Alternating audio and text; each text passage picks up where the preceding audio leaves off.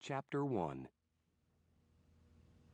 The ball hit the pavement with a wheezing thump. "That's S," said Chris, retrieving the ball as it bounced beneath the net.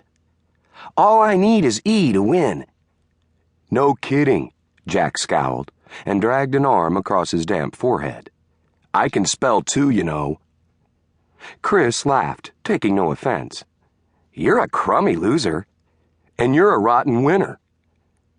Jack made a grab for the ball, but it evaded him, escaping through his opponent's legs. For a while, there was nothing but the sound of sneakers sliding on blacktop and the perfect, pounding rhythm of Chris's expert dribbling.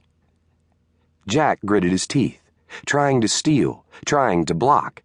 He lunged forward, shuffled back, reached for the ball again and again. But Chris, skinny, knobby-kneed, hair always in the eyes Chris, didn't lose control for a second. Jack was getting desperate. "Traveling," he accused. "Nice try," Chris grinned. "Now, give me an E." Jack found himself watching helplessly as the ball rose, from knees to waist to shoulders, only to be released from Chris's fingertips in a graceful arc toward the basket. Swish! Again, Chris laughed. "Always did love those vowels."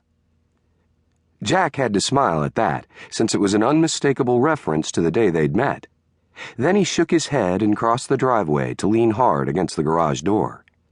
It was the third game of horse Chris had beaten him at that afternoon.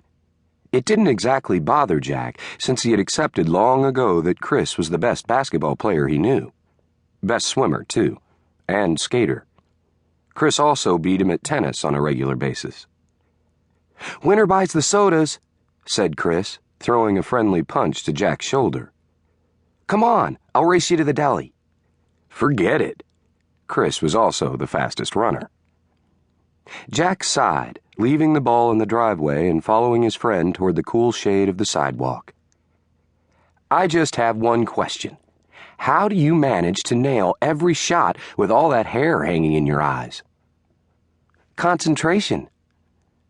Chris shook some rusty blonde bangs aside. "Besides, my dad ordered me not to cut it." Jack laughed. "All my dad ever does is yell at me to cut mine." "Go figure, huh?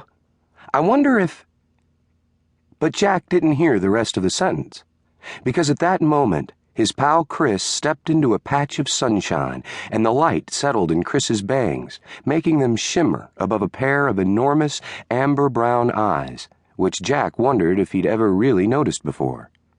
At that moment, Chris didn't look familiar to Jack. At that moment, she actually looked pretty. Christy Moffat was the first person Jack had met when he moved to Eastport. It was 7 years ago, 3 months into the school year. He was the new kid in first grade. Jack was assigned the seat across from Christy, and the teacher informed him that if he needed assistance with anything, Christy would be happy to help.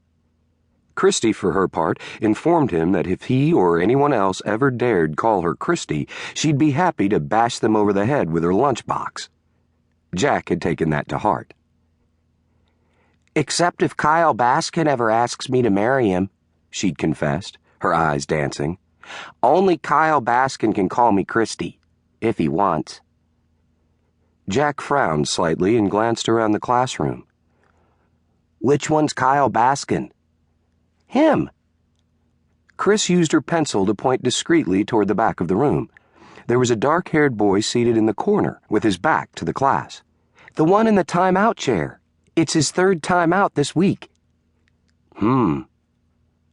It seemed to Jack that a girl could do a heck of a lot better than a repeat offender like Baskin, but he decided not to say so. The teacher returned, handing Jack a workbook. She told him they were finishing up the section on vowels. That information had put an immediate lump in his little throat. He could feel the tears pinching at the corners of his eyes. He'd left his last school when they were just beginning the section on vowels. He'd missed all of it there, and now, apparently, he'd missed all of it here, too. Jack panicked. It seemed that he was doomed to go through life with no working knowledge of these mysterious letters. He would never learn the difference between short and long sounds, not to mention the whole silent E issue. His entire vowel-related